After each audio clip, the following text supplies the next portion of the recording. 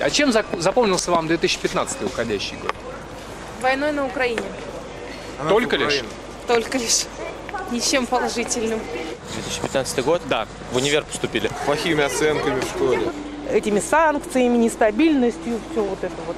Вот этим и запомнился. Ой, санкциями, конечно. Кризис, конечно, меня беспокоит, но все-таки надежда есть, что выберемся, Кризис вы имеете в виду экономический? Экономический, да. Ну и вот это, конечно, обстановка на Ближнем Востоке. Чем вам уходящий год запомнился?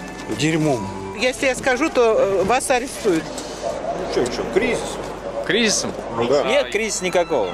Кризис в голове. Самое главное, политическими событиями, которые действительно все время нас держали в напряжении. Какие события уходящего года вам запомнились?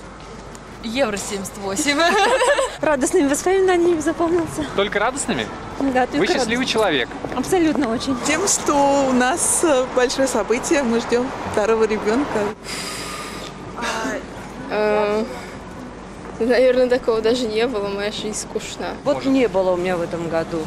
Вот я и приехала в Москву, чтобы вот немножечко почувствовать. Может быть, еще случится какое-то событие. Все хорошо. Все ли? Крым наш. Рост цен, война, что-нибудь.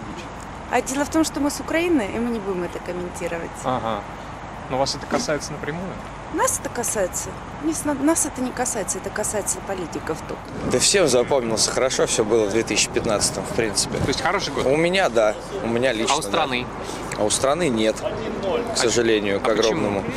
Ну, потому что нефть, потому что доллар, потому что евро, потому что мы теперь не будем жариться на солнце в Испании, понимаете, да?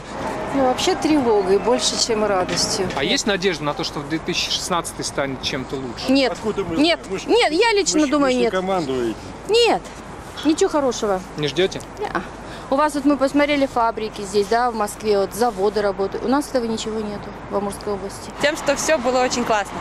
Жизнь прекрасна, любовь, так сказать, наши сердца расширяет. В общем, вот так. У нас все хорошо. Все хорошо? Да.